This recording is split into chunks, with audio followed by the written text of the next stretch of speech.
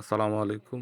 আজকে আমরা দেখব সরকারি মাধ্যমিক বিদ্যালয়ে ভর্তির আবেদন কিভাবে করতে হয়। এজন্য আমরা একটা ব্রাউজারে গিয়ে লিখব gsa.tele। প্রথমে যে ওয়েবসাইটটা আসবে সেটায় প্রবেশ করলে আমরা আবেদনের পেজটা পেয়ে যাব। সরকারি বিদ্যালয়ে ভর্তির আবেদনে ক্লিক করলে আবেদন ফর্মটা আমরা পেয়ে যাব। তো প্রথমে নাম সবগুলাই ইংরেজি বড় হাতের লেখা হতে হবে। তারপরে জন্ম তারিখ, জন্ম নিবন্ধনে যেভাবে আছে সেভাবে আমরা নাম ও জন্ম তারিখ দিয়ে দেব। জন্ম তারিখ দেওয়ার পরে 17 সংখ্যার ডিজিটাল জন্ম নিবন্ধন নাম্বারটা দিতে হবে। যেভাবে জন্ম নিবন্ধনে আছে ঠিক সেভাবেই দিতে হবে। তারপরে জেন্ডার সিলেক্ট করতে হবে, বালক না বালিকা। তারপরে ফোন নাম্বার দিতে হবে। ফোন নাম্বারটা খুবই গুরুত্বপূর্ণ। ফোন নাম্বারটা 2বার দিতে হবে। ফোন নাম্বারে ইউজার আইডি এবং পাসওয়ার্ড SMS এর মাধ্যমে আসবে টেলিটক সিম দিয়ে পেমেন্ট করার পরে। তারপর দিতে হবে পিতার নাম, পিতার NID কার্ড অনুযায়ী অবশ্যই নামটা দিতে হবে ইংরেজিতে বড় অক্ষরে।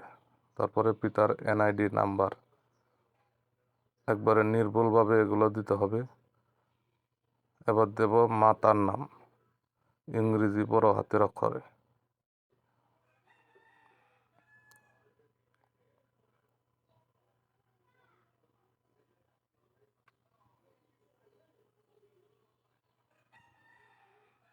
মাতার নাম দেওয়ার পরে মাতার NID নাম্বার, NID কার্ড অনুযায়ী। তারপরে আছে অভিভাবকের নাম। মা বাবা জীবিত থাকলে অভিভাবক দেওয়ার প্রয়োজন নেই। তারপরে কোন শ্রেণীতে ভর্তি হব সেটা সিলেক্ট করব এবং পূর্ব যে স্কুলে পড়তো সেই স্কুলটার নাম এখানে লিখে দিব। পূর্বে কোন শ্রেণীতে পড়তো তা এখানে সিলেক্ট করে দিতে হবে। এবার ঠিকানা, প্রথমে বর্তমান ঠিকানা।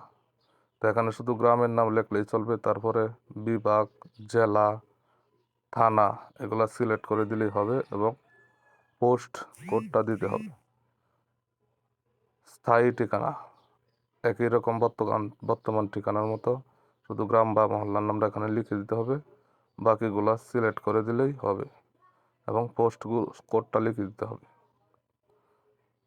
তারপরে কোন ভার্সনে ভর্তি হতে চাই, তো বাংলা ভার্সন আমি ভর্তি হবো, বাংলা ভার্সনে ঠিক করে দিলাম। তারপরে এলাকা সিলেক্ট করতে হবে। এবার বিদ্যালয়ে সিলেক্ট করার পরে একটা 300x300 100 কপি নিচে ছবি দিতে হবে। ছবিটা আমি আগেই ঠিক করে রেখেছি। এই সংক্রান্ত একটা ভিডিও ডেসক্রিপশনে দেওয়া থাকবে, আপনারা দেখে নেবেন।